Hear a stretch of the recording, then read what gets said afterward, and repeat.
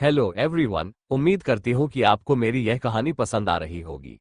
अगर आपको ये कहानी पसंद आ रही है तो लाइक करें, कमेंट करें और सब्सक्राइब करना ना भूलें। आपके सपोर्ट से ही मुझे और बेहतर कहानियां लाने की प्रेरणा मिलती है। दिल वन। एपिसोड 31। गोदाम। रात 11:15 बजे। अंधेरे ने सब कुछ अपनी गिरफ्त में ले रखा था। सन्नाटे के बीच सिर्फ जलते हुए बारूद की गंध और कभी कभी उठने वाली हल्की चिंगारियों की झलक दिख रही थी।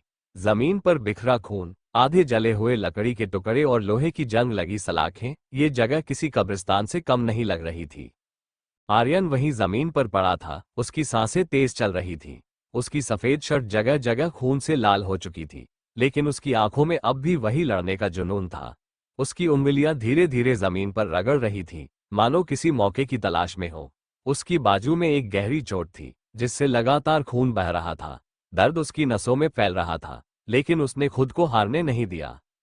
उसने अपनी आधी खुली आंखों से देखा, सामने अद्विक खड़ा था। उसके चेहरे पर वही खतरनाक मुस्कान थी जो उसकी वहशत को और भी बढ़ा रही थी। उसके हाथ में बंदूक थी, लेकिन उसने अभी तक गोली नहीं चलाई थी। वो बस देख रहा था, जैसे किसी खेल का मजा ले रहा हो। बचा सका खुद को, प्रोफेसर? अद्विक की आवाज अंधेरे में गूंजी। आर्यन ने धीरे से सिर उठाया। उसका दम घुट रहा था, लेकिन उसने खुद को संभाला। तुम मुझे मार नहीं सकते, अद्विक, उसने हौंफते हुए कहा। अद्विक ने ठहाका लगाया। मारने की जरूरत भी नहीं पड़ेगी, जब तुम खुद ही मर जाओगे। आर्यन ने अपनी मुट्ठी भींच ली। उसकी नजर आसपास गई। गोदाम के कोने में कबीर घायल पड़ा था। उसकी आंखें आधी बंद थीं और उसके शरीर से खून रिस रहा था। दूसरी तरफ आयरा थी, जो अभी भी बाहर थी। वो अंदर आने की कोशिश कर रही थी, लेकिन बाहर से कोई रास्ता नहीं दिख रहा था। अचानक आर्यन को एहसास हुआ कि अद्विक के इरादे सिर्फ उसे मारने के नहीं है। वह चाहता था कि वह धीरे धीरे तड़पे, दर्द महसूस करे, कमजोर पड़े और फिर हार मान ले। पर वह ऐसा होने नहीं देगा।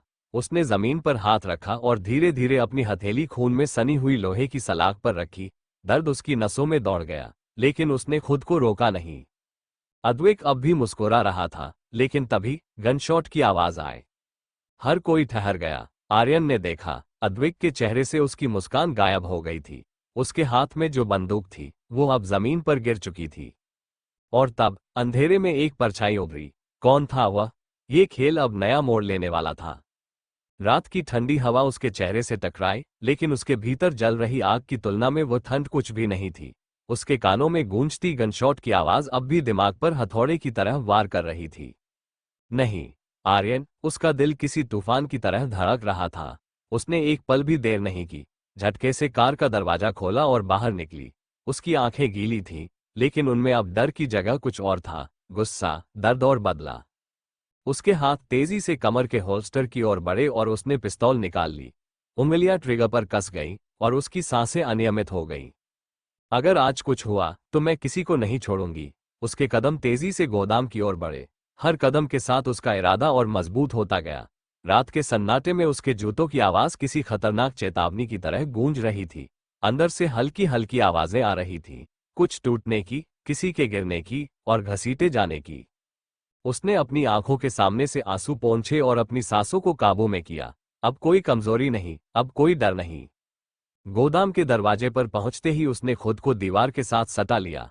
भीतर से अब भी आवाजें आ रही थीं, लेकिन अब उनमें हलचल कम हो गई थी। उसने अपनी पिस्तौल दोनों हाथों से कसकर पकड़ी, खुद को तैयार किया और झटके से दरवाजा खोला। अंदर का दृश्य देखकर उसका खून जम गया। चारों तरफ बिखरा खून, जलती हुई लकड़ियां और हवा में फैला धुआं। बीच में आर्यन जमीन पर पड़ा था, उसकी बाजू से खून बह रहा था। उसके चेहरे पर गहरी चोट के निशान थे, लेकिन उसकी आंखें अब भी खुली थीं। वो अभी मरा नहीं था, पर बहुत ज्यादा घायल था। कहीं कोने में कबीर पड़ा था, लगभग बेहोश। और ठीक सामने खड़ा था अद्विक। उसका हाथ पिस्तौल से रिश्ते धुएं की ओर बढ़ रहा था। उसके चेहरे पर अब भी वही खतरनाक मुस्कान थी। पर आयरा की नजर सबसे पहले जिस पर गई वह था फर्श पर पड़ा हुआ एक आदमी, जो धीरे धीरे खून से लथपथ हो रहा था। किसी ने अभी अभी गोली चलाई थी, पर किसने? आयरा का दिमाग तेजी से घूमने लगा। उसे अपनी सांसों की आवाज तक सुनाई दे रही थी। उसकी पिस्तौल अब भी उसके हाथ में थी, लेकिन उंगलियां कुछ देर के लिए सुन्न हो गई थीं। अच्छे वक्त पर आए हो, आयरा, अद्विक ने एक कदम आगे बढ़ाते हुए कहा। आयरा की आंखें आर्यन से हटकर अब अद्विक पर टिक गईं। उसकी उंगलियां फिर से मजबूत हुई और उसने बिना एक पल की देरी किए अपनी पिस्तौल सीधा अद्विक की ओर तान दी। अगर तुमने एक और हरकत की तो अगली गोली तुम्हारे सीने में जाएगी। पर अद्विक हंस पड़ा। अब तुम मुझे मारो ही। उसने एक कदम और आगे बढ़ाया। क्या तुम्हें लगता है कि बंदूक पकड़ लेने से कोई कातिल बन जाता है? आयरा की उंगलियां ट्रिगर पर और कस गईं, लेकिन उसका ध्यान अब भी चारों तरफ था। अब बहुत हो चुका, उसकी आवाज में अब कपकपी नहीं थी। आर्यन को छोड़ दो, वरना। अद्विक ने सिर झुकाकर मुस्कुराया। वरना क्या, आयरा? और अगले ही पल कुछ ऐसा हुआ जिसने आयरा को झकझोर कर रख दिया। पीछे से किसी ने उस पर हमला किया। तेज दर्द की लहर उसकी रीढ़ में दौड़ी और उसकी पकड़ ढीली पड़ गई। उसकी पिस्तौल हाथ से छूटकर जमीन पर गिर गई और उसकी आंखों के आगे अंधेरा छाने लगा। अद्विक अब भी मुस्कुरा रहा था। खेल अभी खत्म नहीं हुआ, आयरा, उसने फुसफुसाकर कहा। आयरा ने खुद को गिरने से रोकने की कोशिश की, लेकिन उसकी टांगों ने जवाब दे दिया। उसके घुटने जमीन पर टिक गए और उसकी आंखों में धुंधलापन छाने लगा। आखिरी चीज जो उसने सुनी वो थी आर्यन की टूटी हुई आवाज। आयरा, नहीं। फिर अंधेरा। गोदाम के अंदर सन्नाटा पसरा था, लेकिन इस सन्नाटे में भी मौत की सरसराहट सुनाई दे रही थी। हर चीज स्थिर थी। फर्श पर बिखरा खून, जलती हुई लकड़ियों की मंद रोशनी और हवा में घुली बारूद की गंध। आर्यन वहीं पड़ा था। उसकी आंखें आधी खुली थीं, लेकिन उनमें कोई हलचल नहीं थी। उसकी सफेद शर्ट अब पूरी तरह खून से सन चुकी थी। उसकी उंगलियां हल्के से हिली, लेकिन इतनी कमजोर थीं कि किसी ने नोटिस नहीं किया। आयरा की सांस अटक गई। आर्यन। उसका दिल बेतहाशा धड़कने लगा। उसने बिना कुछ सोचे दौड़ने की कोशिश की, लेकिन तभी अद्वैक उसके सामने आ खड़ा हुआ। रुको, मिस आयरा। उसकी आवाज में ठंडा अहंकार था। उसकी आंखें चील जैसी थी, जो अपने शिकार को आखिरी सांस तक तड़पता देखना चाहती थी। आयरा ने गुस्से से उसे देखा, लेकिन उसके भीतर का डर अब बाहर आने लगा था। उसकी उंगलियां कांप गईं, उसकी आंखों में आंसू छलक आए। हटो मेरे रास्ते से, अद्विक, उसने चिल्लाकर कहा। अद्विक मुस्कुराया, मानो उसे इस पल का इंतजार था। उसने हल्की सी आह भरी और अपना सिर झुकाया।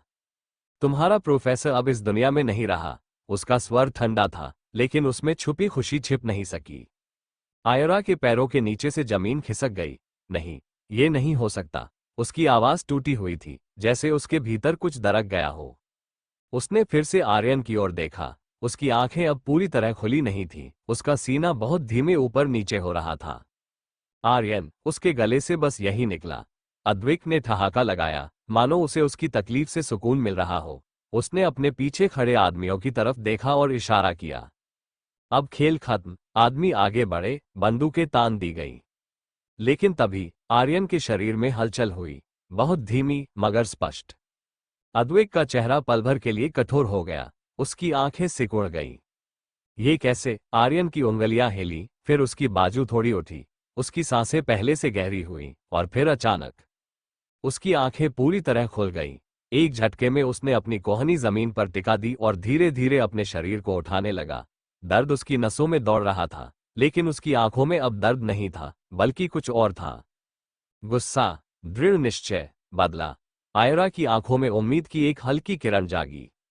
आर्यन। अद्विक अब पूरी तरह अलर्ट हो चुका था।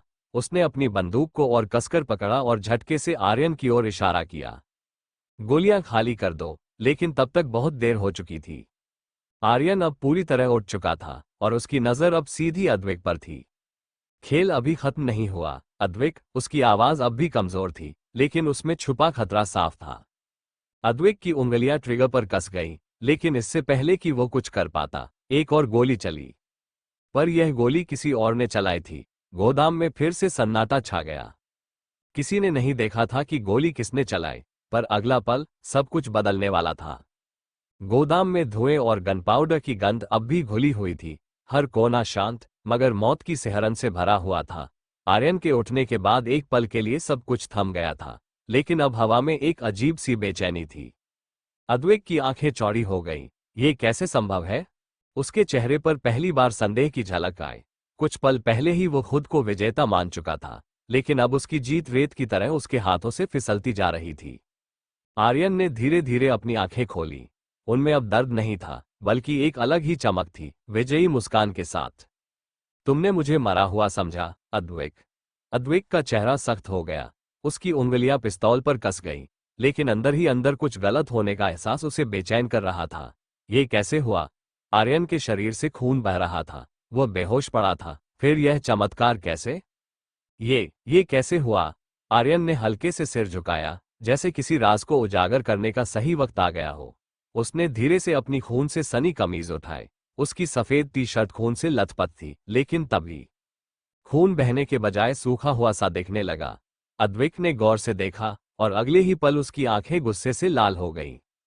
ये नकली खून था। आर्यन ने मुस्कुराकर उसकी बात पूरी की। तुम सोचते हो कि मैं तुम्हारे जाल में फंस जाऊंगा?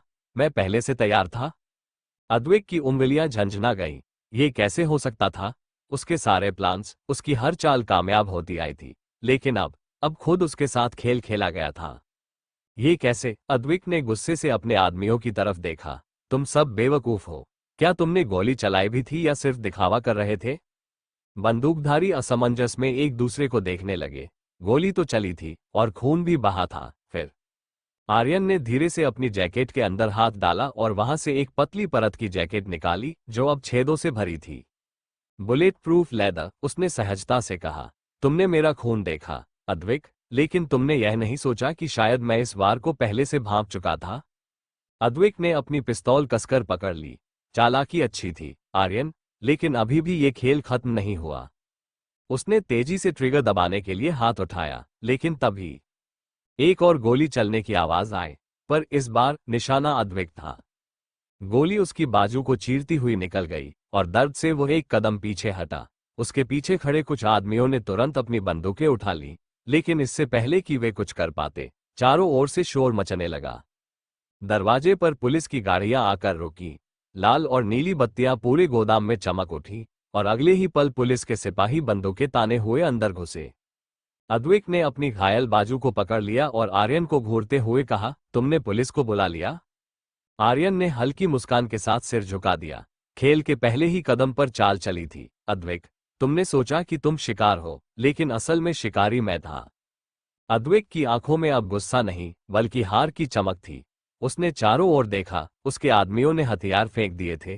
पुलिस ने उन्हें घेर लिया था। बाहर से सायरन की आवाज अब भी आ रही थी, लेकिन इस आवाज में सबसे ज्यादा गूंज रही थी उसकी हार। आर्यन ने धीमे कदमों से उसके पास जाकर कहा, खेल अब सच में खत्म हो गया, अद्विक। अद्विक ने एक गहरी सांस ली, फिर एक आखिरी बार आर्यन को देखा। ये तुम्हारी जीत है, लेकिन मैं वापस आऊंगा। पुलिसकर्मियों ने उसे पकड़कर हथकड़ी डाल दी और धीरे धीरे उसकी आवाज दूर जाती गई। आर्यन ने हल्के से अपनी गर्दन घुमाई और पास खड़ी आयरा को देखा, जिसकी आंखों में राहत और आंसू दोनों थे। उसने आगे बढ़कर आर्यन को पकड़ लिया, मानो अब उसे खोने का डर खत्म हो गया हो। आर्यन ने हल्के से सिर झुकाया और फुसफुसाया, अब सब ठीक है, आयरा। गोदाम की हवा अब भी भारी थी। बाहर पुलिस की गाड़ियां थीं। रेड और ब्लू लाइट्स गोदाम की दीवारों पर चमक रही थीं, लेकिन अंदर का माहौल इससे कहीं ज्यादा अंधकार में था। अद्विक के हाथों में अब भी हथकड़ियां थीं, लेकिन उसके चेहरे पर शिकस्त का कोई निशान नहीं था। उसके होठों पर वही ठंडी, जहरीली मुस्कान थी जो आर्यन को हमेशा चुभती थी, लेकिन इस बार आर्यन से ज्यादा यह मुस्कान किसी और को घायल कर रही थी, आयरा को। आयरा की आंखें गुस्से से लाल थीं। उसके गाल पर एक आंसू बहकर गिरा था, लेकिन उसने उसे पोंछने की जरूरत नहीं समझी। उसके हाथ कांप रहे थे, लेकिन डर से नहीं, गुस्से से। वो तेजी से आगे बढ़ी। उसके कदमों की आवाज पूरे गोदाम में गूंज उठी। किसी ने उसे रोका नहीं, शायद क्योंकि इस बार वो कोई सफाई या बहाने नहीं सुनना चाहती थी। उसने बिना किसी हिचकिचाहट के अद्विक की शर्ट का कॉलर पकड़ लिया और पूरी ताकत से उसे अपनी तरफ खींचा। तूने मेरी मां को कहाँ रखा है? उसकी आवाज कांपी नहीं, लेकिन उसमें एक अजीब सी तड़प थी। अद्विक ने उसे गौर से देखा और फिर एक ठंडी हंसी हंसी। अगर जानना चाहती हो तो मेरे साथ एक डील करनी होगी।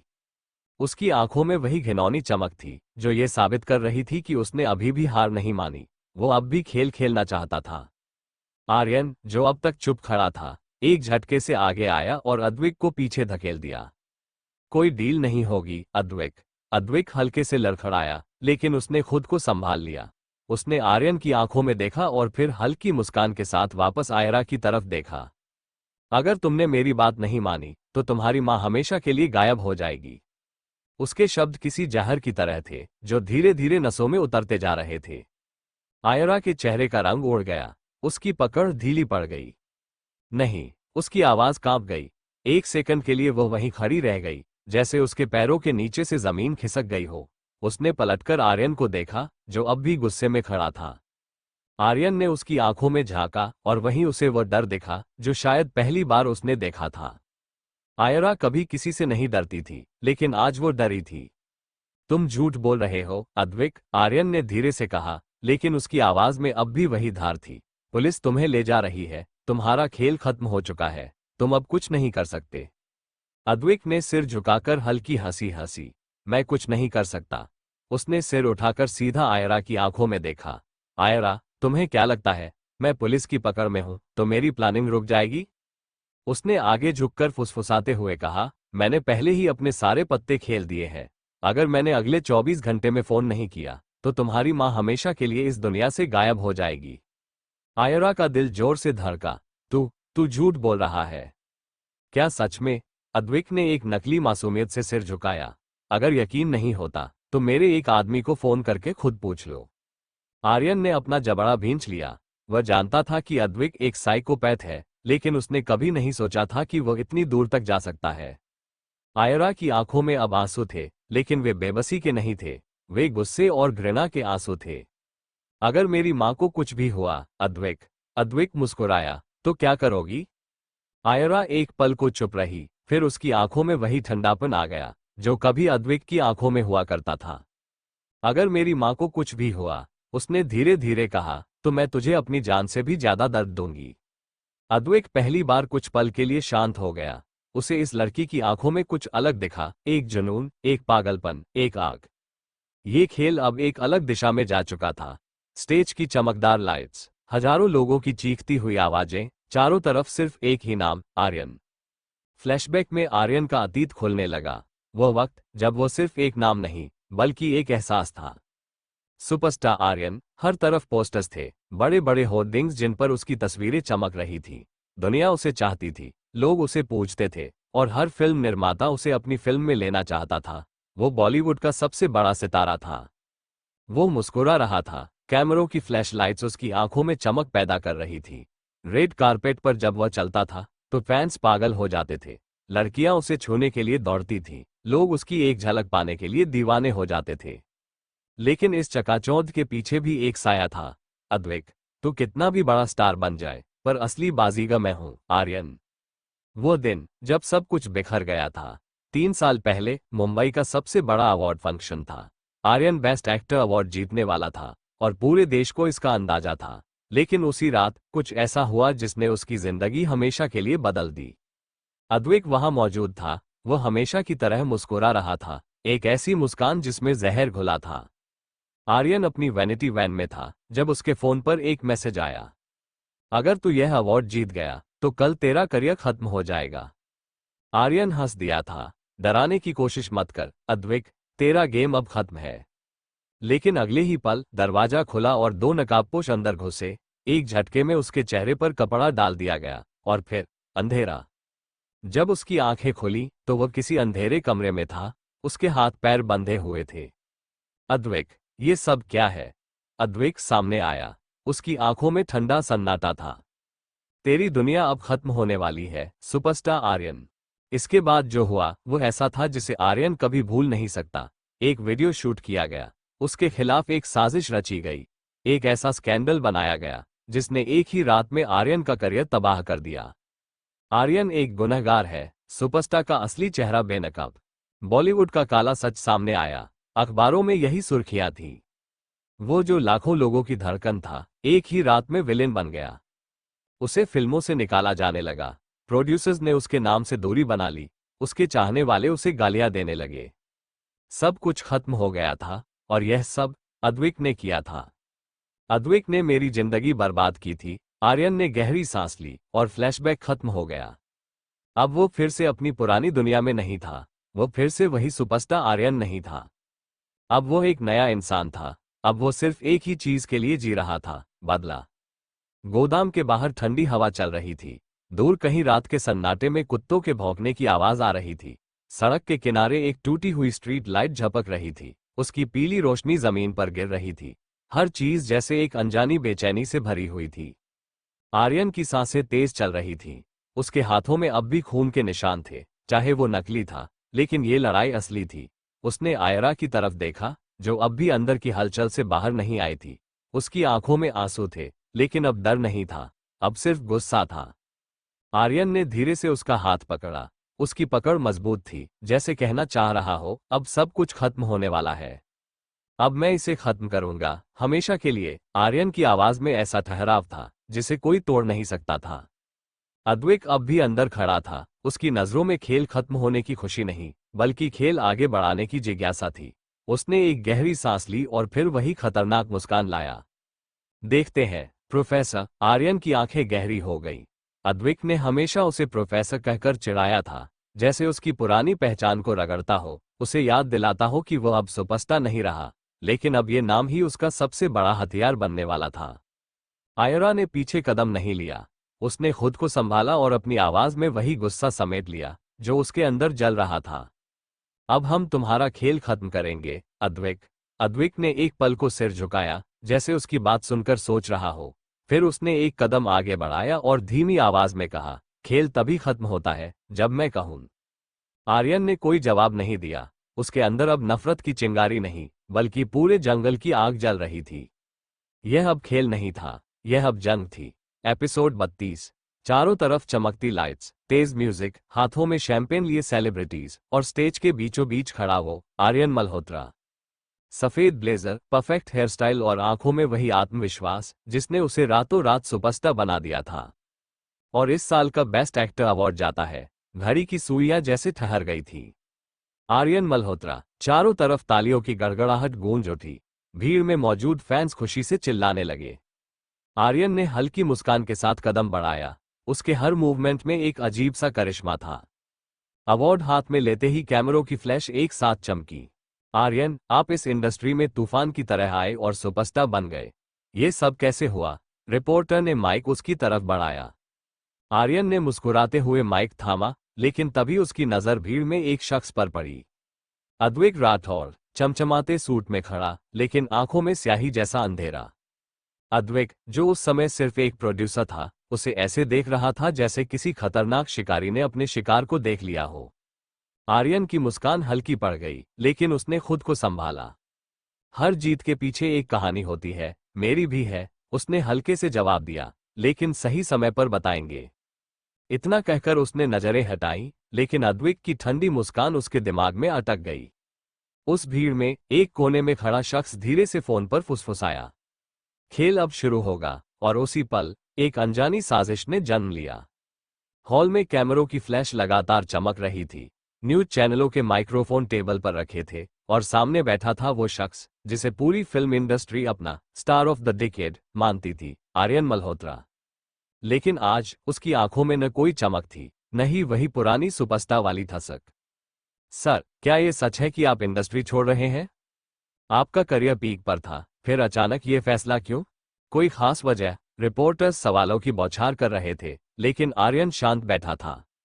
उसने धीरे से अपने ब्लैक सूट के कॉलर को ठीक किया, फिर माइक के करीब झुकते हुए कहा, मेरा वक्त पूरा हुआ। अब मैं नई जिंदगी शुरू करना चाहता हूं, एक शिक्षक के रूप में। पूरा हॉल कुछ सेकंड के लिए जैसे स्तब्ध रह गया। क्या? ये मजाक तो नहीं? एक सुपरस्टार और अब एक प्रोफेसर? मीडिया में हलचल मच गई। लोगों के चेहरे पर अविश्वास साफ दिख रहा था, लेकिन आर्यन के चेहरे पर कोई शिकन नहीं थी। ये मेरा आखिरी फैसला है, उसने दृढ़ आवाज में कहा और उठ खड़ा हुआ। कैमरे अब भी चमक रहे थे, लेकिन आर्यन के लिए ये सब अब कोई मायने नहीं रखता था। वो दरवाजे की ओर बढ़ा, लेकिन किसी की निगाहें उसके हर कदम पर टिकी थीं। हॉल के कोने में खड़ा एक शख्स हल्की मुस्कान के साथ सब देख रहा था। अद्वैक राठौर। उसकी आंखों में एक अजीब सा सुकून था, जैसे वो पहले से जानता था कि ये सब होने वाला है। उसने धीमे स्वर में बुदबुदाया, तुम भाग नहीं सकते आर्यन, खेल अभी बाकी है। गोदाम की घुप्पा अंधेरी हवा में हल्की सी धातु की गंध तैर रही थी। आर्यन की सांसें अब भी अनियमित थीं, जैसे कोई पुरानी तकलीफ उसे फिर से जकड़ रही हो। उसके माथे पर पसीने की बूंदें चमक रही थीं, लेकिन उसकी आंखें दूर कहीं अतीत में देख रही थीं। उस अतीत में जो सिर्फ उसका नहीं था, बल्कि उसके विनाश की सबसे गहरी साजिश का हिस्सा था। मैंने इंडस्ट्री छोड़ी नहीं थी। आर्यन की आवाज भारी हो गई। जैसे हर शब्द के साथ कोई अदृश्य बोझ उठाना पड़ रहा हो। मुझे छोड़नी पड़ी थी। आयरा, जो अब तक हालात को समझने की कोशिश कर रही थी, चौकन्नी हो गई। मतलब? आर्यन ने हल्की हंसी हंसते हुए सिर झुका लिया, जैसे अपनी ही किस्मत पर हंस रहा हो। फिर उसने गहरी सांस ली और निगाहें ऊपर उठाई। अद्वैत राठौर, उस आदमी ने मेरी जिंदगी बर्बाद कर दी थी। आयरा के चेहरे पर सवाल उभर आए। कैसे? आर्यन ने अपना जबड़ा भींच लिया। उसकी मुठियां कस गईं, जैसे किसी पुरानी तकलीफ को फिर से महसूस कर रहा हो। उसने मुझे खत्म करने की कसम खा ली थी। उसकी आवाज ठंडी हो गई, जैसे किसी काले राज का पर्दाफाश हो रहा हो। मेरे खिलाफ झूठे केस फाइल करवा दिए। ड्रग्स, एक्सटॉर्शन, फर्जी कॉन्ट्रैक्ट्स। इंडस्ट्री के सबसे बड़े लोग मेरे खिलाफ हो गए। उन्होंने मुझे ब्लैकलिस्ट कर दिया, मेरी पहचान को मिटाने की कोशिश की। मेरे दोस्त, मेरे फैंस, सब मुझसे दूर चले गए। और फिर? आर्यन की आंखों में एक अलग सा दर्द चमका। फिर मेरी मां को भी ले गया। आयरा के शरीर में झुरझुरी दौड़ गई। क्या? उसकी आवाज धीमी हो गई। उसने तुम्हारी मां को? आर्यन ने सिर झुका लिया। हाँ। आयरा कुछ कहने ही वाली थी कि तभी उसे कुछ याद आया। मतलब, तुमने बदले में प्रोफेसर बनने का फैसला किया? आर्यन ने हल्की मुस्कान के साथ सिर झटका। नहीं। उसकी आंखों में एक अलग ही चमक आ गई थी, खतरनाक और जानलेवा। मैं इंतजार कर रहा था, सही समय का। तभी धड़ाम, गोदाम के दरवाजे पर जोरदार धमाका हुआ। आयरा के चेहरे से रंग उड़ गया। आर्यन की आंखें संकीर्ण हो गईं। वो आ गया। गोदाम के अंदर हवा में तनाव की चिंगारियां उड़ रही थीं। अंधेरे में जलते हुए बल्ब की हल्की झपकती रोशनी माहौल को और भी डरावना बना रही थी। जैसे ही दरवाजे पर धमाका हुआ था, आयरा ने तुरंत पीछे हटकर अपने पास में रखी छोटी सी गन पकड़ ली थी। उसकी सांसें तेज चल रही थी, लेकिन डर से नहीं, अब उसमें गुस्से की आग थी। दरवाजा धीरे धीरे खुला और सामने खड़ा था अद्वैत राठौर। उसने काले रंग का सूट पहना हुआ था। उसकी आंखों में वही पुरानी चमक थी, खतरनाक और घिनौनी। वाह प्रोफेसर साहब, क्या शानदार कहानी है। उसकी आवाज में व्यंग्य भरा हुआ था, जैसे वह एक फिल्म देख रहा हो जिसका क्लाइमैक्स उसे पहले से पता था। उसके पीछे खड़े थे उसके वफादार आदमी, जो बंदूकें थामे खामोशी से खड़े थे। आर्यन ने अपने जबड़े भींच लिए, लेकिन चेहरे पर कोई डर नहीं था। अद्वैत ने धीमे कदमों से आगे बढ़ते हुए तालियां बजाईं। सच कहूं, आर्यन, तुमने मुझे सरप्राइज कर दिया। मैं सोच रहा था कि तुम्हारा प्रोफेसर वाला ड्रामा बस एक बहाना है, लेकिन तुम तो वाकई में खुद को बदल चुके हो। कमाल है। आर्यन ने एक गहरी सांस ली और सीधा उसकी आंखों में देखा। बदलाव जरूरी था, अद्वैत। कुछ जख्मों को ठीक करने के लिए और कुछ दुश्मनों को मिटाने के लिए। अद्वैत मुस्कुराया, लेकिन उसकी मुस्कान में हल्की कड़वाहट थी। तो फिर बताओ प्रोफेसर साहब, क्या तुम सच में सोचते हो कि तुम इस कहानी को अपने हिसाब से खत्म करोगे? आर्यन ने अपनी जगह से एक कदम आगे बढ़ाया। मैं अपनी कहानी खुद लिखता हूं, अद्वैत। अद्वैत ने गर्दन टेढ़ी की, जैसे उसे यह बात दिलचस्प लगी हो। फिर उसने अपने जैकेट की अंदरूनी जेब से एक छोटी सी गन निकाली और उंगलियों के बीच खेलता रहा। बहुत दिलचस्प, लेकिन तुम शायद भूल रहे हो कि यहाँ डायरेक्टर मैं हूं, और अब आखिरी चैप्टर लिखने का समय आ गया है। उसके इशारे पर उसके आदमियों ने अपनी बंदूकें उठा लीं। आयरा ने झटके से अपनी गन निकाली और अद्वैत पर तान दी। अगर किसी ने भी आगे बढ़ने की कोशिश की, तो पहली गोली मैं मारूंगी। अद्वैत ने उसे देखकर एक हल्की सी हंसी हंसी। ओह, तो अब छोटी बच्ची भी बंदूक उठाने लगी? आयरा की आंखों में क्रोध था। छोटी बच्ची अब तुम्हारी कब्र खुदवाने वाली है। अद्वैत के चेहरे पर पहली बार हल्का सा गुस्सा झलका, लेकिन इससे पहले कि कोई और कुछ कर पाता, एक और धमाका हुआ। धड़ाम। गोदाम के दूसरी तरफ से भी कुछ लोग अंदर घुस आए थे, लेकिन ये अद्वैत के आदमी नहीं थे। आर्यन की आंखों में एक चमक आ गई। अद्वैत, लगता है तुम्हारे लिए भी कोई सरप्राइज है। अद्वैत ने चौंक कर पीछे देखा। खेल अब असली मोड़ लेने वाला था। एपिसोड 33। कमरा सन्नाटे से भरा था, लेकिन आर्यन के अंदर एक तूफान मचल रहा था। मोमबत्ती की लौ हल्की हवा में काम रही थी, जैसे उस रात की नमी भी इस आग से बचना चाहती हो। उसके चेहरे पर पसीने की बूंदें चमक रही थीं, लेकिन उसके अंदर की आग उससे भी ज्यादा जल रही थी। सामने बैठा था अद्वैत राठौर, बॉलीवुड का सबसे खतरनाक और ताकतवर प्रोड्यूसर। उसका सूट बिल्कुल परफेक्ट था, हाथ में महंगी घड़ी चमक रही थी, और उसके चेहरे पर वही घमंड भरी मुस्कान थी। तुमने सोचा भी कैसे कि मेरे खिलाफ जाओगे, आर्यन? उसकी आवाज में एक ठंडापन था, जैसे वो किसी मोहरे से नहीं, बल्कि अपनी जागीर से बात कर रहा हो। आर्यन की उंगलियां उसकी कुर्सी के हैंडल को जकड़ चुकी थीं। उसके जबड़े भींचे हुए थे, लेकिन उसकी आंखों में नफरत और बदले की आग साफ झलक रही थी। तूने जो मेरे साथ किया, उसका हिसाब तो देना पड़ेगा। अद्वैक ने हंसते हुए हाथ झटका, जैसे उसे आर्यन की बातें किसी मजाक से ज्यादा कुछ नहीं लग रही थी।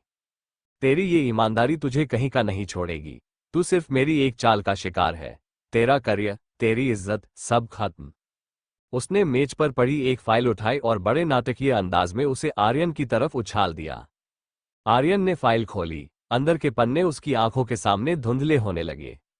हर पेज पर झूठे आरोप थे, fraud, drugs, contract breaking, industry से बैन के ऑर्डर।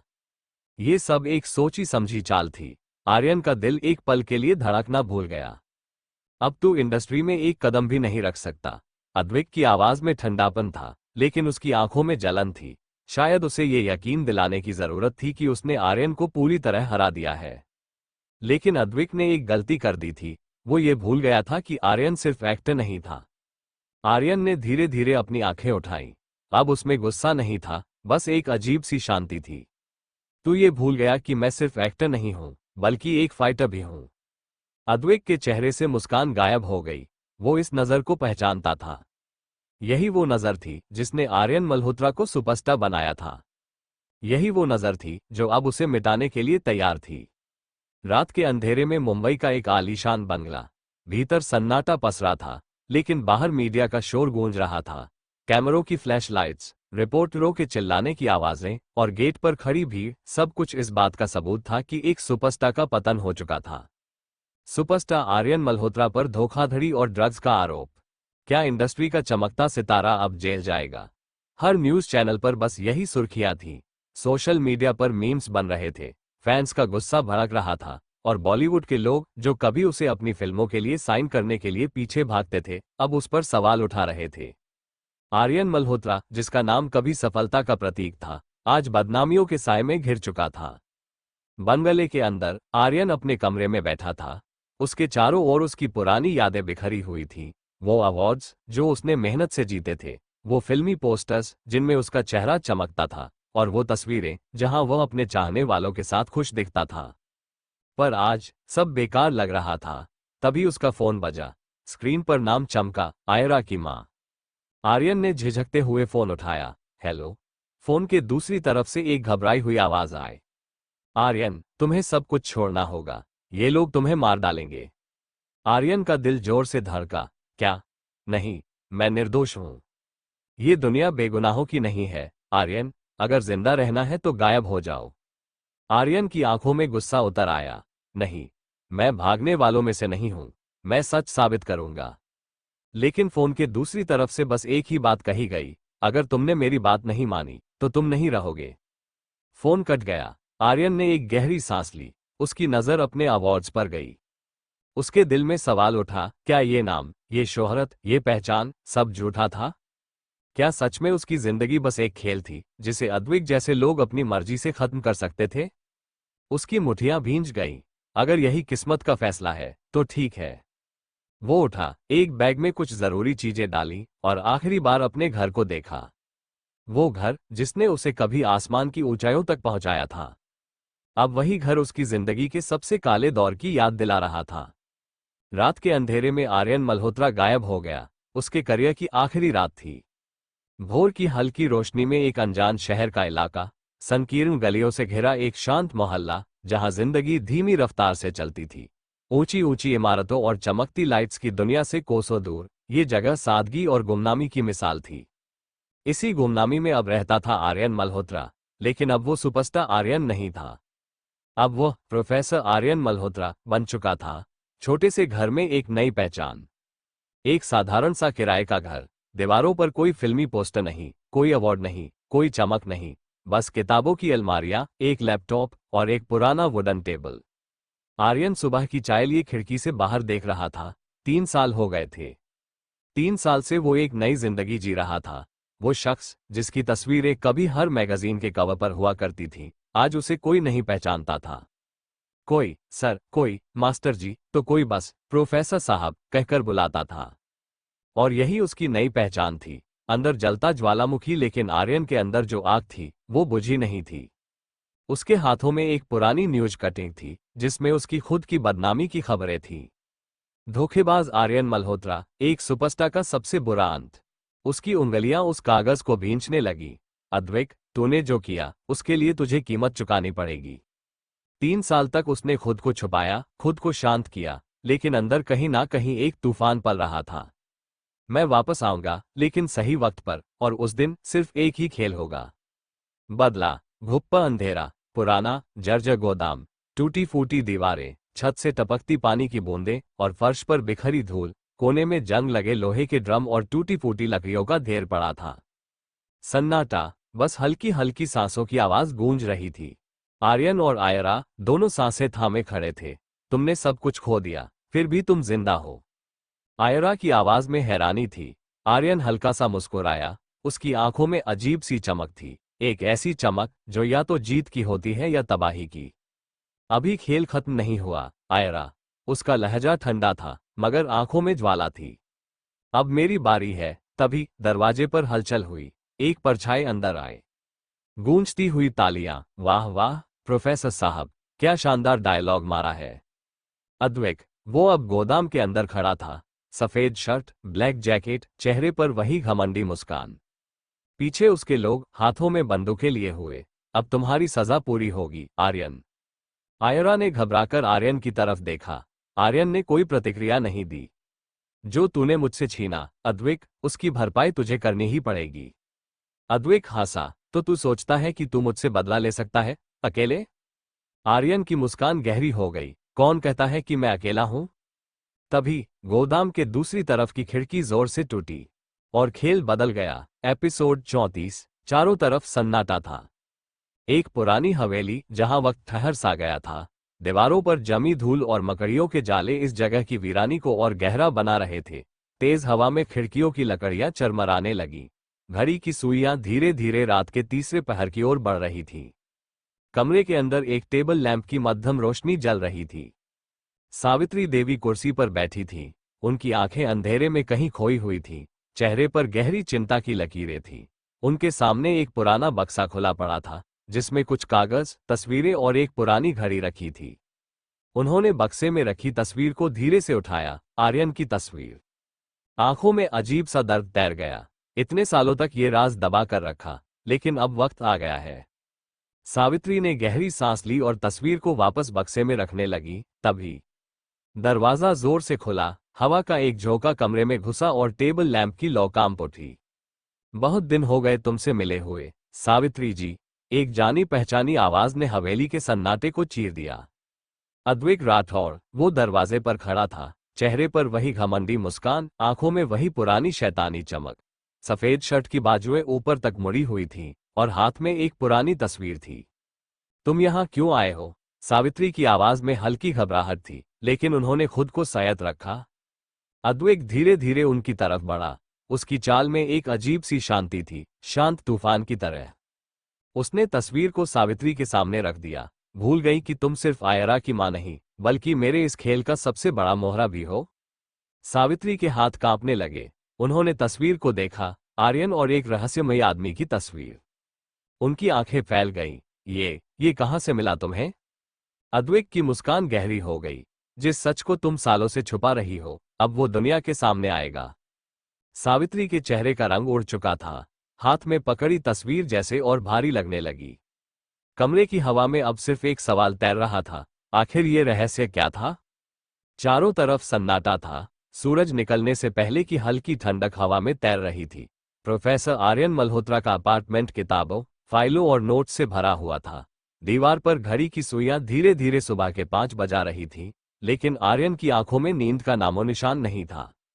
वो अकेला बैठा था, कागजों के ढेर के बीच, अतीत की उलझनों में फंसा हुआ। टेबल पर बिखरे हुए कुछ पुराने अखबारों में वही सुर्खियां छपी थीं जो 4 साल पहले उसकी जिंदगी बर्बाद कर चुकी थीं। सुपरस्टार आर्यन मल्होत्रा धोखाधड़ी के केस में फंसा। बॉलीवुड का चमकता सितारा अब अंधेरे में। आर्यन ने एक गहरी सांस ली और अपनी उंगलियों से माथे को दबाया। दिमाग में हजारों सवाल दौड़ रहे थे। अद्वैक ने मेरी जिंदगी क्यों तबाह की? आयरा की मां मुझे भागने के लिए क्यों कह रही थी? और अब जब मैं वापस आ चुका हूं, तो क्या मुझे सच में मेरा जवाब मिलेगा? तभी सरसराहट की आवाज आए। आर्यन चौंका और तेजी से अपनी कुर्सी से उठा। उसने इधर उधर देखा, लेकिन अपार्टमेंट में कोई नहीं था। फिर दरवाजे के नीचे से एक मुड़ा तुड़ा कागज अंदर फिसलाया गया। आर्यन की आंखें सिकुड़ गईं। उसने झट से आगे बढ़कर कागज को उठाया और खोलकर देखा। कागज पर सिर्फ एक लाइन लिखी थी, अगर अपने अतीत का सच जानना चाहते हो तो रात 11 बजे पुरानी हवेली आओ। आर्यन की उंगलियां कागज को कसकर पकड़ने लगी। पुरानी हवेली? उसके दिमाग में कई तस्वीरें कौंध गईं। वो हवेली जहां बरसों से कोई नहीं गया, जहां की दीवारों में शायद उसके अतीत के कुछ छुपे हुए जवाब कैद थे। उसने तुरंत दरवाजा खोला। गली सुनसान थी, कोई नहीं था।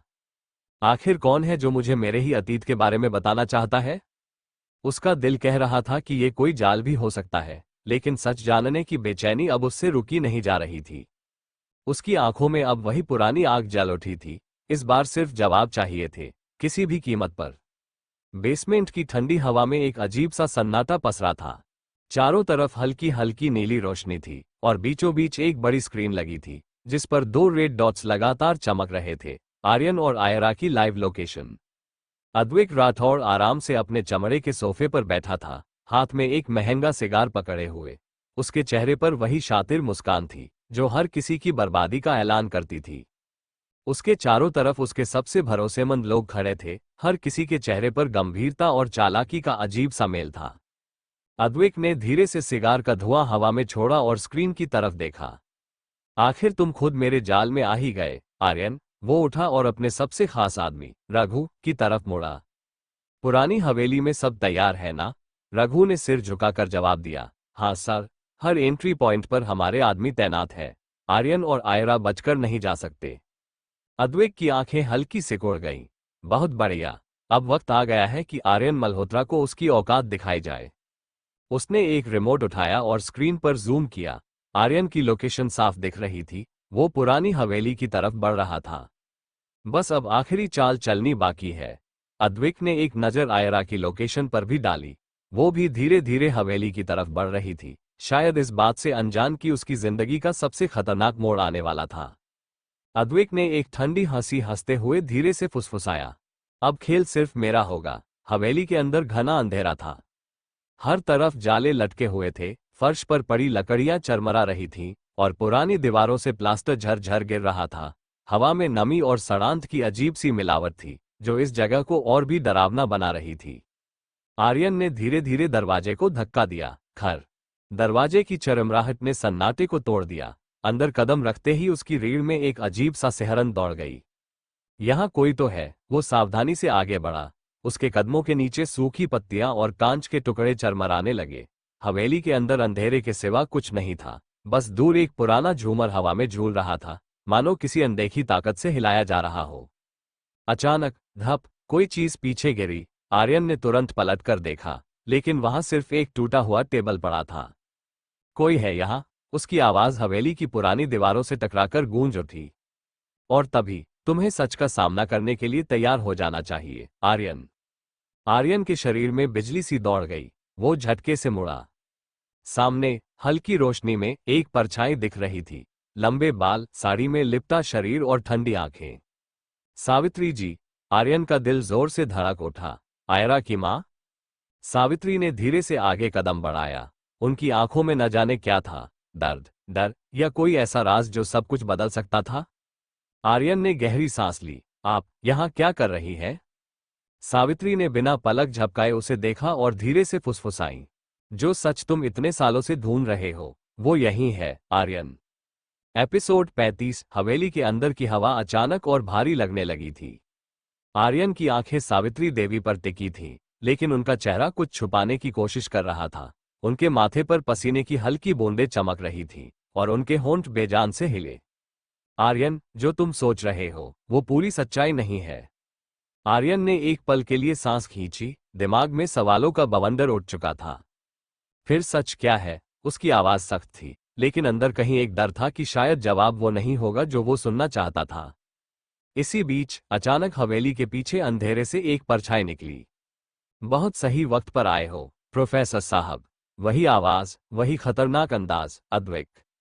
अद्वैक धीरे धीरे आगे बढ़ा। उसकी आंखों में हमेशा की तरह चालाकी थी।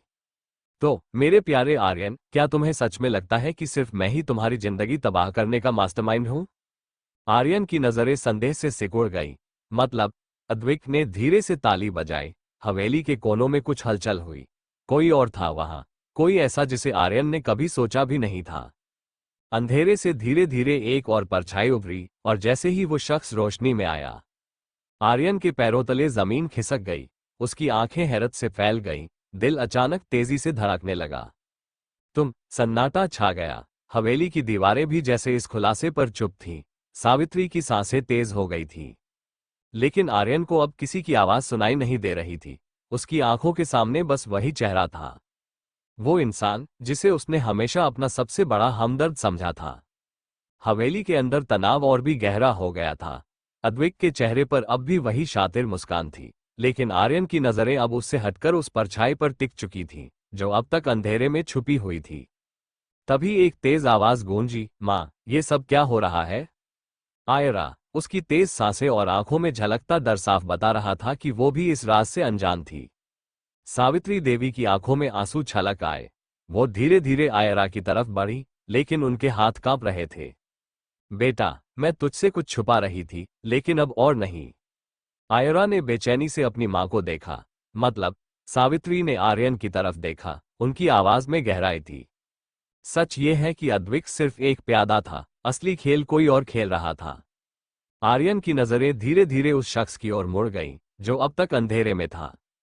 आयरा ने भी उस ओर देखा। उसकी आंखों में सवाल थे। कौन? अचानक धीमे कदमों की आहट गूंजी। हवेली के दरवाजे के पास खड़ा वो शख्स अब धीरे धीरे रोशनी में आ रहा था। आर्यन के दिल की धड़कन तेज हो गई। एक पल के लिए लगा कि उसकी सांसें रुक जाएंगी, और फिर उस चेहरे को देखते ही उसके होठों से फुसफुसाहट निकली। आयरा के चेहरे पर भी अविश्वास और सदमे का मिला जुला भाव था। सावित्री ने थरथराते हुए कहा, आर्यन, तुम्हारा सबसे बड़ा दुश्मन तुम्हारे अतीत से जुड़ा है। अद्वैक अब तक चुप था, लेकिन उसकी आंखों में अब घबराहट थी। आर्यन की आंखों में आक्रोश और उलझन दोनों थे। अब सब साफ साफ बताइए। सावित्री की आंखें उस शख्स पर टिक गईं, जिसने उनकी जिंदगी के सबसे बड़े राज को अब तक छुपा रखा था। हवेली की पुरानी घड़ी ने 12 बजने का ऐलान कर दिया था। लेकिन आज सिर्फ वक्त नहीं बदला था, किसी की पूरी दुनिया बदलने वाली थी। हवेली की पुरानी दीवारों में रहस्यों की खामोशी थी। सीलन भरी हवा में कुछ ऐसा था जो अतीत के अनकहे दर्द को फिर से जिंदा कर रहा था। सीढ़ियों के नीचे बने एक गुप्त तहखाने में अब 3 लोग खड़े थे, आर्यन, आयरा और अद्वैक। अद्वैक ने एक धीमी मगर गूंजती हंसी के साथ अपनी जेब से एक पुरानी फोटो निकाली और हवा में उछाल दी। तुम्हें पहचानने में कोई दिक्कत तो नहीं हो रही, प्रोफेसर? फोटो गिरकर जमीन पर आ गई। हल्की धूल की परत हटाते ही उसमें मौजूद चेहरे आर्यन की आंखों के सामने आ गए। उसके हाथों ने फोटो को थाम लिया, और उसका दिल जैसे एक पल के लिए रुक गया। उसकी आंखों में गुस्से और सदमे का मिला जुला भाव था। ये कैसे हो सकता है? फोटो में 3 लोग थे। पहला चेहरा आर्यन का खुद का, जब वो यंग था। दूसरा चेहरा अद्विक, जो हमेशा से उसका सबसे बड़ा दुश्मन बनकर सामने आया था। लेकिन तीसरा चेहरा आयरा भी झट से आगे आए। उसने भी फोटो देखी और उसका चेहरा एक पल में उतर गया। ये तो, आयरा के होंठ कांप गए। अद्विक ने एक झटके में उसकी बात पूरी कर दी। हाँ, ये वही इंसान है जिसने मेरी जिंदगी तबाह की, और जिसने मुझे भी मोहरा बनाया। आर्यन का जबड़ा भींच गया। उसकी आंखों में अब संदेह नहीं था, सिर्फ गुस्से की आग थी। इसका मतलब तुम भी सिर्फ एक मोहरा थे? अद्विक ने एक ठंडी हंसी भरी। हाँ आर्यन, मुझे भी उसी ने इस्तेमाल किया, जैसे तुमको बर्बाद करने के लिए उसने मेरे दिमाग में जहर भरा। लेकिन अब खेल खत्म हो चुका है। अब सिर्फ एक ही इंसान सजा पाएगा, वो जिसने हम दोनों की जिंदगी को बर्बाद किया। आर्यन ने तेजी से फोटो को मुट्ठी में भींच लिया। उसकी सांसें तेज हो रही थीं, जैसे किसी तूफान से पहले की शांति हो। अब खेल खत्म। उसने अपनी आंखें गहरी कर ली। मैं तुम्हें बेनकाब करके ही रहूंगा। तहखाने की दीवारों पर अब सिर्फ घड़ी की धीमी टिक टिक की आवाज गूंज रही थी, लेकिन इस रात का असली खेल अभी बाकी था। एपिसोड 36। हवेली के सीक्रेट बेसमेंट में सन्नाटा पसरा हुआ था। सिर्फ घड़ी की धीमी टिक टिक और आर्यन की तेज होती सांसों की आवाज गूंज रही थी। उसके हाथों में अब भी वह पुरानी फोटो थी, लेकिन उसकी आंखें अब विक्रम सिंह राठौर के चेहरे पर जमी थी, जिस इंसान को वह सालों से भुला चुका था, लेकिन जो उसकी जिंदगी की सबसे बड़ी तबाही का जिम्मेदार था। असंभव। उसके शब्दों में झुंझलाहट और हैरानी दोनों थे। आयरा भी तेजी से फोटो के पास आई। उसने कांपते हाथों से तस्वीर को गौर से देखा और फिर अपनी मां की तरफ देखा। ये तो पापा के पुराने बिजनेस पार्टनर है। सावित्री देवी का चेहरा सफेद पड़ चुका था। उसकी आंखों में ऐसा डर था जैसे वह इस लम्हे के आने से हमेशा डरती रही हो। हाँ, यही इंसान इस खेल का असली खिलाड़ी है, विक्रम सिंह राठौड़। बेसमेंट में हल्की रोशनी थी, लेकिन इतना साफ था कि अब कोई भी झूठ छिप नहीं सकता था। अद्वैक एक कोने में खड़ा था, हमेशा की तरह उसकी आंखों में वही शातिर चमक थी। लेकिन आज उसकी मुस्कान में एक अजीब सा संतोष था, मानो वह इस क्षण के लिए ही इतने सालों से खेल खेल रहा था। क्यों आर्यन, अब समझ आया। तुम्हारे साथ जो कुछ भी हुआ, वो सिर्फ मेरी चाल नहीं थी। मैं भी किसी और का मोहरा था। आर्यन की मुठियां भींच गईं। उसकी आंखों में गुस्से की आग धधकने लगी। विक्रम सिंह राठौड़, जिस इंसान ने मेरी जिंदगी छीन ली थी, जिसने मुझे बर्बाद किया था, वो ही आज इस खेल का असली मास्टरमाइंड निकला। आर्यन की आवाज में अब दर्द भी था और गुस्सा भी। तभी सावित्री देवी ने एक गहरी सांस ली और भारी आवाज में बोली, और सिर्फ तुम्हें नहीं, तुम्हारे पिता को भी। एक ही पल में जैसे हवेली की दीवारों पर भी सन्नाटा छा गया। आर्यन के शरीर में झुरझुरी दौड़ गई। उसके पिता, मेरे पिता।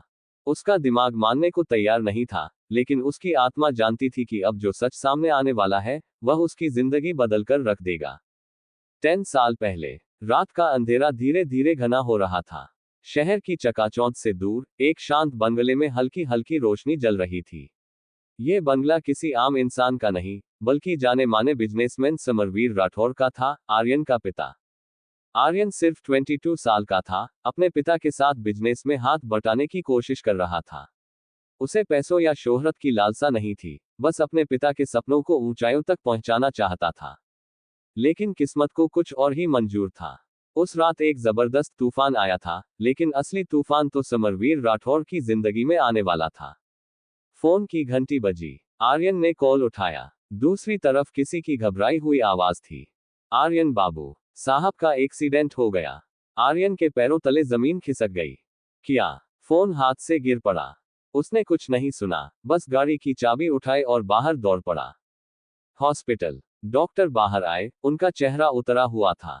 आई एम सॉरी, हम उन्हें नहीं बचा सके। आर्यन की दुनिया एक पल में उजड़ गई। उसका दिल किसी ने निचोड़कर रख दिया था। नहीं, ये नहीं हो सकता। लेकिन यही सच्चाई थी, उसका पिता अब इस दुनिया में नहीं था। 3 दिन बाद, बिजनेस की हालत बुरी हो चुकी थी। उसके पिता के जाने के बाद उनकी कंपनी को गहरा झटका लगा था। तभी पहली बार उसने नाम सुना, विक्रम सिंह राठौड़। ये सब उसी आदमी की चाल थी।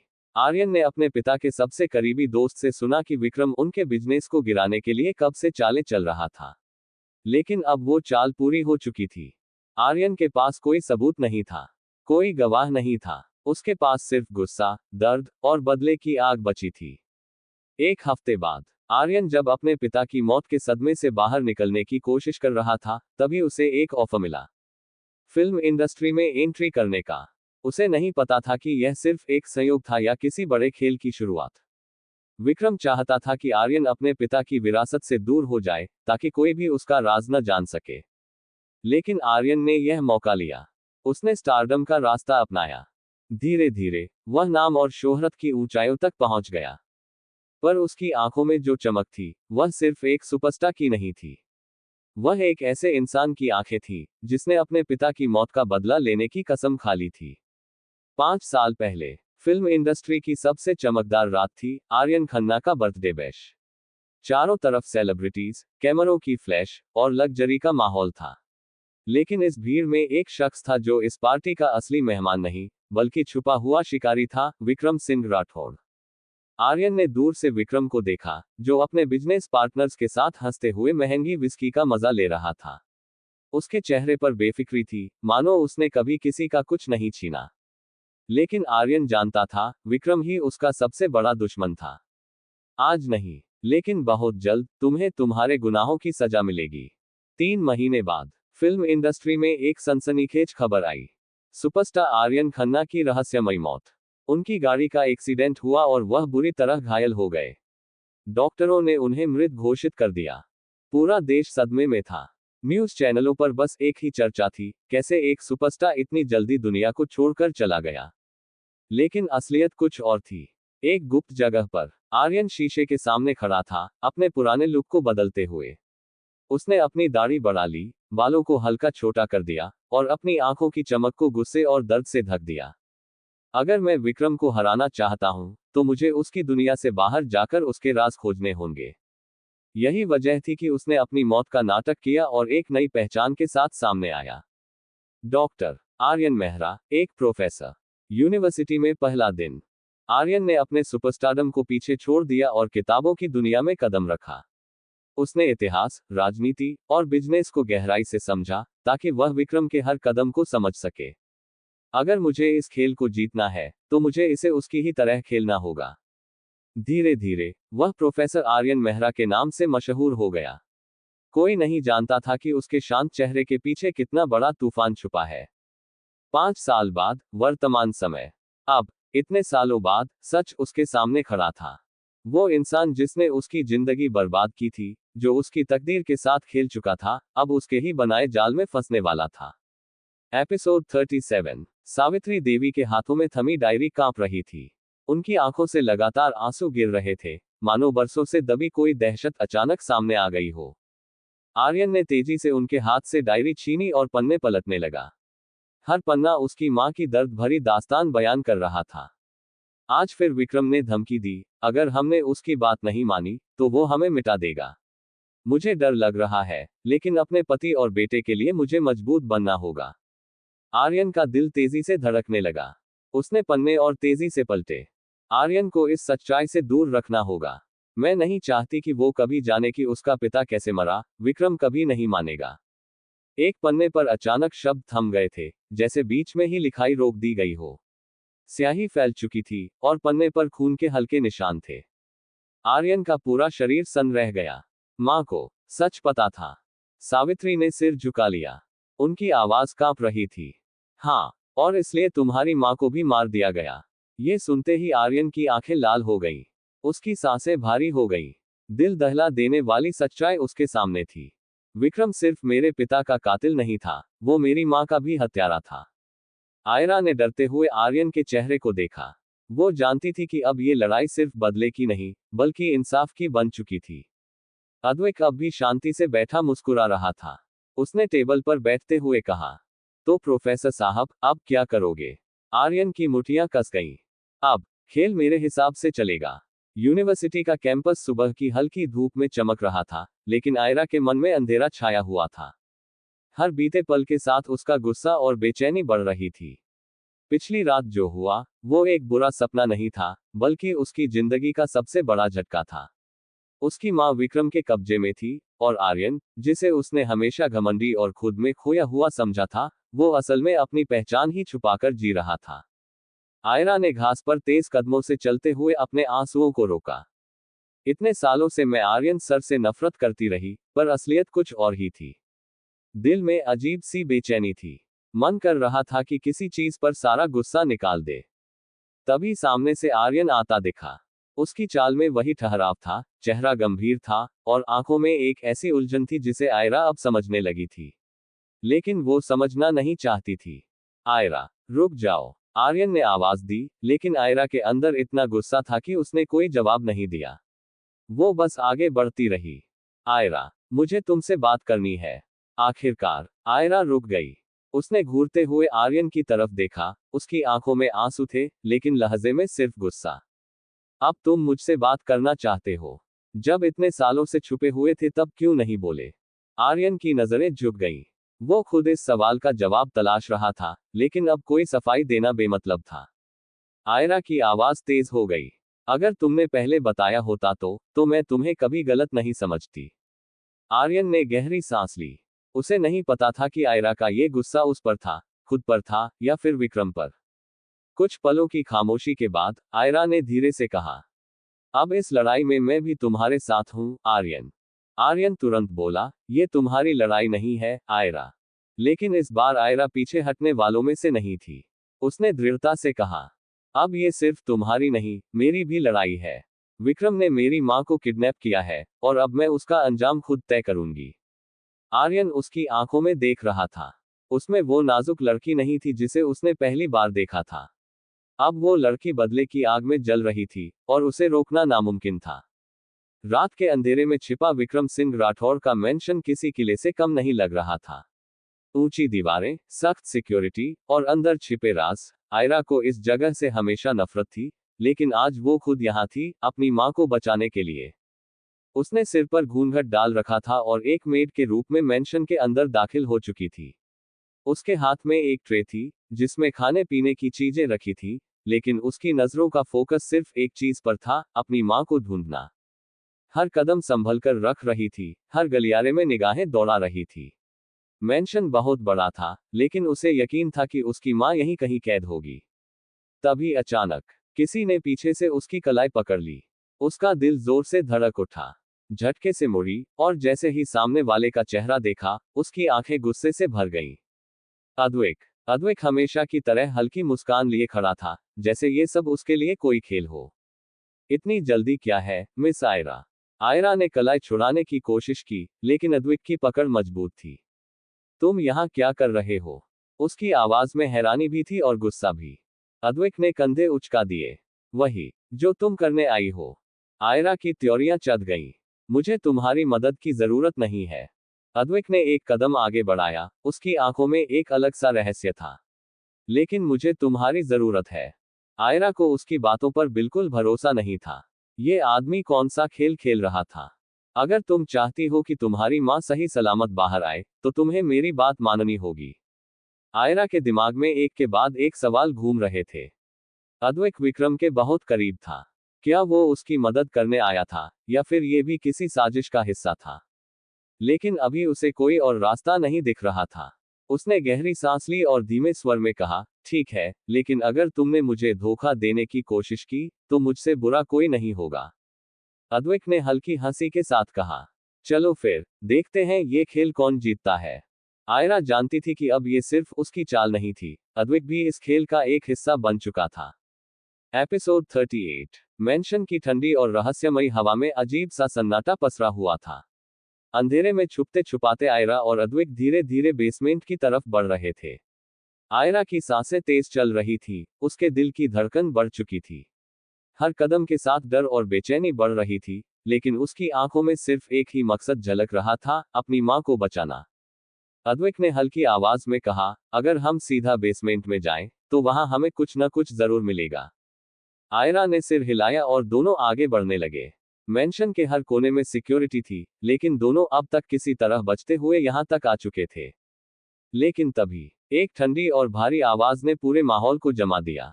तुम्हें लगा कि तुम इतनी आसानी से यहां आ सकती हो? आयरा का दिल जैसे एक पल के लिए थम गया। उसने धीरे धीरे ऊपर देखा। सीढ़ियों के ऊपर एक शख्स अंधेरे में खड़ा था, विक्रम सिंह राठौर। उसके चेहरे पर वही खतरनाक मुस्कान थी, और हाथ में चमकती हुई गन। आयरा ने खुद को संभालते हुए एक कदम पीछे लिया, लेकिन तभी विक्रम की नजर अद्वैक पर पड़ी। अद्वैक, तुमने ही इन्हें अंदर आने दिया, है ना? उसकी आवाज में एक अजीब सा सुकून था, जैसे वो पहले से ही इस नतीजे की उम्मीद कर रहा था। आयरा के पैरों तले जमीन खिसक गई। उसने झटके से अद्वैक की तरफ देखा। मतलब, तुम दोनों पहले से जानते हो? अद्वैक ने कोई जवाब नहीं दिया। उसकी आंखें अब भी विक्रम पर टिकी थी। विक्रम ने हल्की हंसी के साथ कहा, अब बताओगे, या मैं खुद बताऊं? अद्वैक ने गहरी सांस ली। उसकी आंखों में एक अजीब सा खालीपन था, जैसे वो कोई बड़ा बोझ उठाने जा रहा हो। हाँ, आयरा, मेरा और विक्रम का रिश्ता नया नहीं है। आयरा के अंदर गुस्से की लहर दौड़ गई। वो एक पल के लिए भूल गई कि वो एक खतरनाक जगह पर खड़ी है। अद्वैक, तुमने मुझसे झूठ बोला। उसकी आवाज कांप रही थी, लेकिन उसकी आंखों में आग थी। विक्रम ने मजे से गन को घुमाते हुए कहा, बता दो इसे, अद्वैक। मुझे देखना है कि जब इसे सच पता चलेगा, तो इसका चेहरा कैसा होगा। अद्वैक ने एक बार फिर आयरा की तरफ देखा। इस बार उसकी नजरों में एक अलग ही गहराई थी। जो मैं अभी बताने जा रहा हूं, वो तुम्हारी जिंदगी बदल सकता है। आयरा का दिल एक अजीब आशंका से भर गया। उसने कभी नहीं सोचा था कि जिस इंसान पर उसने भरोसा किया था, वही उसे इस मोड़ पर ले आएगा। कौन हो तुम, अद्वैक? अद्वैक ने एक पल के लिए अपनी आंखें बंद की। फिर उसने एक ऐसी सच्चाई बताई जिसने आयरा की जिंदगी को हमेशा के लिए बदल दिया। चारों तरफ सन्नाटा था, लेकिन आयरा के कानों में अब भी विक्रम की आवाज गूंज रही थी, तुम दोनों भाइयों को कभी अलग नहीं होने दूंगा। उसका दिमाग सुन्न हो गया। उसने अद्विक की तरफ देखा, जो नजरें झुकाए खड़ा था। भाई, आर्यन और अद्विक भाई हैं। उसकी आवाज धीमी थी, लेकिन उसमें एक अनकही तकलीफ थी। अद्विक ने धीरे से सिर हिलाया। हाँ, आयरा, आर्यन मेरा बड़ा भाई है। आयरा को लगा जैसे किसी ने जमीन खींच ली हो। उसका मन सवालों से भर गया। अगर तुम दोनों भाई हो, तो आर्यन ने कभी ये क्यों नहीं बताया? और तब विक्रम ने ठहाका लगाया। क्योंकि मैंने उसे मजबूर कर दिया था। अगर वो तुम्हें सच बताता, तो मैं तुम्हारी माँ को बहुत पहले खत्म कर देता। आयरा के हाथ कांपने लगे। तो ये सब एक साजिश थी, उसने धीमे से कहा। उसकी आंखें अद्विक पर टिकी थी। अद्विक ने लंबी सांस ली। उसके चेहरे पर दुख था, अफसोस था, और कहीं न कहीं गुस्सा भी था। मैंने तुम्हें कभी धोखा नहीं दिया, आयरा, लेकिन सच बताने की हिम्मत भी नहीं जुटा पाया। आयरा को कुछ समझ नहीं आ रहा था। उसका दिल तेजी से धड़क रहा था, मानो वो किसी अंधेरे में गिर रही हो। विक्रम ने एक नजर अद्विक पर डाली और फिर अपनी गन आयरा की तरफ तान दी। अगर तुमने एक भी कदम आगे बढ़ाया, तो ये लड़की नहीं बचेगी। आयरा ने घबराकर पीछे हटने की कोशिश की, लेकिन उसकी पीठ दीवार से टकरा गई। विक्रम, मत करो। अद्विक एक कदम आगे बढ़ा। उसकी आंखों में गुस्सा था, लेकिन साथ ही एक डर भी। तभी, छोड़ दो उसे, विक्रम। आवाज गूंज उठी, और दरवाजे पर एक परछाई उभरी। आर्यन। वो अंदर आया, उसकी आंखों में तूफान था। उसके चेहरे पर गुस्से की लकीरें थीं, और उसकी हरकतों से साफ था कि वो अब और बर्दाश्त नहीं करने वाला। विक्रम की मुस्कान फीकी पड़ गई। आ गए अपने भाई को बचाने। आर्यन ने उसकी गन की तरफ देखा और फिर सीधा उसकी आंखों में झांका। अब ये लड़ाई खत्म होगी, विक्रम। कमरे का माहौल भारी हो चुका था। एक तरफ विक्रम था, जिसने बरसों तक इस खेल को अपनी मर्जी से चलाया। दूसरी तरफ आर्यन और अद्विक, जो अब इस खेल को हमेशा के लिए खत्म करना चाहते थे। और बीच में थी आयरा, जिसकी जिंदगी एक पल में बदल चुकी थी। इस बार, ये लड़ाई किसी एक के बचने की नहीं थी। ये उस अतीत को खत्म करने की थी, जिसने सबकी जिंदगी बर्बाद कर दी थी। एपिसोड 39। कमरे में अजीब सा सन्नाटा था, लेकिन हवा में गूंजती धमकी और गुस्से की तपिश साफ महसूस हो रही थी। विक्रम की गन अब भी आयरा की तरफ तनी हुई थी, मगर इस बार हालात अलग थे। डर का कोई नाम ओ निशान नहीं था। न आयरा की आंखों में, न आर्यन की। आर्यन का चेहरा गुस्से से तमतमा रहा था। उसकी नसें तन चुकी थीं, जबड़े कस चुके थे, और आंखों में जलती ज्वाला किसी भी पल फटने को तैयार थी। तुमने बहुत खेल खेल लिया, विक्रम। आर्यन की आवाज पूरे कमरे में गूंज उठी। अब इस खेल का द एंड होगा। विक्रम हल्के से मुस्कुराया। उसकी आंखों में एक अलग ही शैतानी चमक थी। तुम लोग मुझे हरा नहीं सकते, आर्यन। वह ठहाका मारकर हंसा। मैं हर चाल पहले से सोच चुका हूं। अगले ही पल, हवा में एक जोरदार धमाका हुआ। बैंग! आयरा की धड़कन तेज हो गई। सब कुछ जैसे ठहर सा गया था। लेकिन गोली किसी को लगी नहीं। क्योंकि एन वक्त पर किसी ने विक्रम का हाथ कसकर पकड़ लिया था। अद्विक! विक्रम का चेहरा गुस्से से लाल हो गया। उसने अपनी गन पर पकड़ मजबूत की और दांत पीसते हुए कहा, तू मेरे साथ था, अद्विक। अद्विक की आंखें अब साफ कर रही थी कि वो आज किस तरफ खड़ा था। उसने विक्रम की गन पर अपनी पकड़ और मजबूत की और गहरी आवाज में कहा, था, लेकिन अब नहीं। तुमने मेरे भाई को और आयरा को बहुत दर्द दिया है। अब ये खत्म होगा। गन छूटकर जमीन पर गिर गई। विक्रम ने अपने दाएं हाथ से अद्विक को जोर से धक्का दिया, लेकिन इस बार अद्विक पीछे हटने को तैयार नहीं था। उसने विक्रम का कॉलर पकड़ लिया और अपनी आंखों में गहरी नफरत लिए कहा, तूने मेरी जिंदगी से सब कुछ छीनने की कोशिश की, लेकिन अब तू और किसी की जिंदगी से नहीं खेलेगा। तभी, आयरा का ध्यान बेसमेंट के उस कोने की तरफ गया जहां उसकी मां बेहोश पड़ी थी। उसकी आंखें एकदम फैल गईं, और उसके होंठ कांप उठे। मां! उसकी आवाज रुंध गई। उसके पैरों में जैसे जान आ गई, और वो तेजी से भागकर अपनी मां के पास पहुंची। उसने उनकी कलाई पकड़ी, नब्ज टटोलने लगी। मां! उठो प्लीज, मैं यहां हूं। उसकी आंखों से आंसू बहने लगे। पीछे खड़ा आर्यन ये सब देख रहा था। उसने गहरी सांस ली और आयरा की तरफ कदम बढ़ाए। तुम्हारी मां को यहां से निकालना होगा, आयरा। लेकिन उससे पहले, उसकी नजर विक्रम पर टिक गई, जो अब भी गुस्से में फुफकार रहा था, लेकिन पहली बार उसके चेहरे पर हल्का सा डर झलक रहा था। आर्यन के होठों पर एक खतरनाक मुस्कान आई। हमें इस खेल का आखिरी पत्ता फेंकना होगा। कमरे में मौजूद हर इंसान समझ चुका था कि अब ये लड़ाई अपने अंजाम तक पहुंचने वाली थी। कमरा हल्की रोशनी में डूबा हुआ था। टेबल के चारों ओर सन्नाटा पसरा था, लेकिन माहौल में गूंजती बेचैनी साफ महसूस हो रही थी। सामने फैला हुआ नक्शा किसी जंग के मैदान से कम नहीं लग रहा था। चारों तरफ लाल निशान लगे थे, विक्रम के हर ठिकाने की पहचान। आर्यन ने धीरे से नक्शे पर अपनी उंगली फिराई और एक बिंदु पर आकर रुका। यही है उसकी सबसे बड़ी ताकत, और सबसे बड़ी कमजोरी भी। अद्वैक ने थोड़ा झुककर नक्शे को ध्यान से देखा, फिर हल्के से मुस्कुराया। मतलब अगर हम यहां वार करें, तो विक्रम का पूरा नेटवर्क ध्वस्त हो सकता है। सिर्फ ध्वस्त नहीं, आर्यन ने ठंडी आवाज में कहा, खत्म हो जाएगा। आयरा अब तक गहरी सोच में थी। उसने धीरे से नक्शे की तरफ देखा और कहा, लेकिन यह आसान नहीं होगा। विक्रम हमेशा से एक चालाक खिलाड़ी रहा है। हमें हर कदम बहुत सोच समझकर उठाना होगा। आर्यन ने उसकी तरफ देखा। इसलिए तो हम यहाँ हैं। हम उसे उसी के खेल में मात देंगे। अद्वैक ने अपनी उंगलियां चटकाई और कुर्सी पर थोड़ा पीछे झुका। तो फिर देर किस बात की? खेल शुरू करते हैं। आर्यन की आंखों में एक अलग ही चमक थी। वो अब पीछे हटने के मूड में नहीं था। उसकी पकड़ मजबूत थी, इरादे और भी ज्यादा। अब न मैं रुकूंगा, न आयरा। अब ये जंग आखिरी होगी। एपिसोड 40। अंधेरे में बारूद की गंध घुल चुकी थी। हर तरफ चीखे और गोलियों की आवाज गूंज रही थी। विक्रम के गुंडे एक एक कर गिर रहे थे, लेकिन असली जंग अभी बाकी थी। गोदाम की टूटी फूटी दीवारों के बीच एक तरफ आर्यन खड़ा था, माथे पर चोट से खून बह रहा था, लेकिन हाथ में गन की पकड़ मजबूत थी। दूसरी तरफ अद्वैक था, सांसें तेज, आंखों में अजीब सा दर्द और गुस्सा। उसके हाथ में एक धारदार चाकू चमक रहा था, जिस पर खून के धब्बे थे। दोनों की आंखें टकराईं। एक पल के लिए सारा शोर कहीं खो गया। तो आखिर में हमें एक दूसरे से ही लड़ना होगा। अद्वैक की आवाज भारी थी। तूने जो किया, उसका जवाब तुझे मिलेगा। आर्यन की आवाज में ठंडापन था, लेकिन उसमें गुस्से की चिंगारी भी थी। अद्वैक हल्का सा हंसा, लेकिन उसकी आंखों में पीड़ा थी। क्या सच में तू सोचता है कि मैं तुझे मार दूंगा? आर्यन ने बिना पलक झपकाए गन सीधी उसकी ओर कर दी। तूने आयरा की मां को किडनैप किया, उसे तकलीफ दी, विक्रम का साथ दिया और मुझे धोखा दिया। ये सब माफ करने लायक नहीं है। आयरा पास खड़ी थी, उसकी सांसें तेज हो गई। क्या ये सच है, अद्वैक? उसकी आवाज कांप रही थी। अद्वैक ने गहरी सांस ली और धीमे से कहा, नहीं, आयरा, मैं तुम्हें और तुम्हारी मां को बचाने के लिए ही विक्रम के साथ था। मैंने कभी आर्यन को धोखा नहीं दिया। आर्यन के चेहरे पर एक पल के लिए उलझन उभरी, लेकिन अगले ही पल वो गुस्से में बोला, झूठ।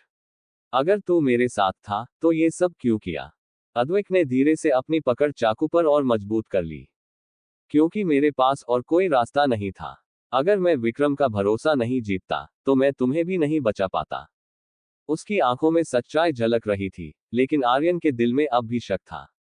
तभी बैंग, गोलियों की आवाज गूंजी, और अगले ही पल अद्वैक जमीन पर गिर पड़ा। सब कुछ मानो थम गया था। आयरा की चीख हवा में घुल गई। पीछे से विक्रम ने गोली चलाई थी। बहुत हुआ ये नाटक, अब सब खत्म। विक्रम ने गन आयरा की तरफ तान दी। आर्यन की आंखें लाल हो गईं।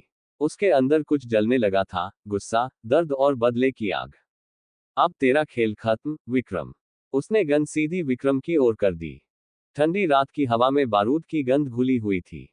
चारों तरफ खून फैला था, और जमीन पर पड़े विक्रम के गुंडे अब कोई हरकत नहीं कर रहे थे। लेकिन असली लड़ाई अभी खत्म नहीं हुई थी। आर्यन की सांसें तेज हो रही थी। उसका चेहरा चोटों से भरा था, लेकिन उसकी आंखों में बस एक ही चीज थी, बदले की आग। उसने बिना वक्त गंवाए गन उठाए और सीधा निशाना साधा। बैंग, एक गोली चली और विक्रम की चीख गूंज उठी। उसकी गन हाथ से छूटकर जमीन पर गिर गई, और वो दर्द से कराहते हुए घुटनों के बल बैठ गया। तू तू मुझे मार नहीं सकता, आर्यन। विक्रम ने मुश्किल से बोलते हुए कहा, मैं तेरा असली दुश्मन नहीं हूं। आर्यन ने ठंडी हंसी दी। तूने मुझे बर्बाद करने की कोशिश की, मेरी फैमिली को तकलीफ दी, और तू कहता है कि तू मेरा दुश्मन नहीं। उसकी आवाज में ठंडापन था, लेकिन उसके अंदर ज्वालामुखी की तरह गुस्सा उबल रहा था। आयरा की आंखों में आंसू थे, लेकिन अब उनमें डर नहीं था, बस नफरत थी। तूने मेरी माँ को तकलीफ दी, अद्विक को मारने की कोशिश की और आर्यन को तबाह करने की योजना बनाई। तुझे सजा मिलेगी, विक्रम। उसकी आवाज कांप रही थी, लेकिन उसका इरादा मजबूत था। विक्रम ने जमीन पर पड़ा एक लोहे का टुकड़ा उठाने की कोशिश की, लेकिन तभी छपाक, एक और वार हुआ। लेकिन इस बार हमला आर्यन ने नहीं किया था। अद्विक, जो जमीन पर पड़ा था, अपने आखिरी दम पर उठा और अपनी पूरी ताकत लगाकर विक्रम के सीने में चाकू घोंप दिया। विक्रम की चीखें हवाओं में गूंज उठी। उसका चेहरा दर्द से सिकुड़ गया और उसकी आंखों में मौत का डर झलकने लगा। अद्विक ने एक दर्द भरी मगर विजयी मुस्कान दी। खून का बदला खून, विक्रम। उसकी आवाज कांप रही थी, लेकिन उसमें संतोष था। विक्रम लड़खड़ाया, उसकी सांसें तेज होने लगी। उसने मदद के लिए हाथ बढ़ाने की कोशिश की, लेकिन अगले ही पल उसका शरीर जमीन पर गिर पड़ा। उसके चेहरे पर मौत की परछाई उतर चुकी थी। सन्नाटा छा गया। आर्यन और आयरा ने अद्विक की तरफ देखा, जो अब भी मुस्कुरा रहा था, लेकिन उसकी आंखें बोझिल हो रही थी। आर्यन घबराकर उसकी तरफ झुका। अद्विक, नहीं, तुझे कुछ नहीं होगा। उसने उसके घावों को दबाने की कोशिश की, लेकिन खून लगातार बह रहा था। अद्विक ने धीमे से सिर हिलाया। अब तेरा रास्ता साफ है, भाई। उसकी आवाज बहुत धीमी थी, जैसे कोई बुझता हुआ दीपक। आर्यन की आंखों में पहली बार आंसू छलक आए। उसने अद्विक का चेहरा अपने हाथों में लिया। मैं तुझे बचा लूंगा। प्लीज, अपनी आंखें मत बंद कर। उसकी आवाज कांप रही थी। लेकिन अद्विक अब थक चुका था। उसने एक आखिरी बार आयरा की तरफ देखा, फिर आर्यन की आंखों में झांका, और हल्की मुस्कान के साथ उसकी पलकें धीरे धीरे बंद हो गईं। अगले ही पल, सब कुछ रुक गया। अद्विक की सांसें थम चुकी थी।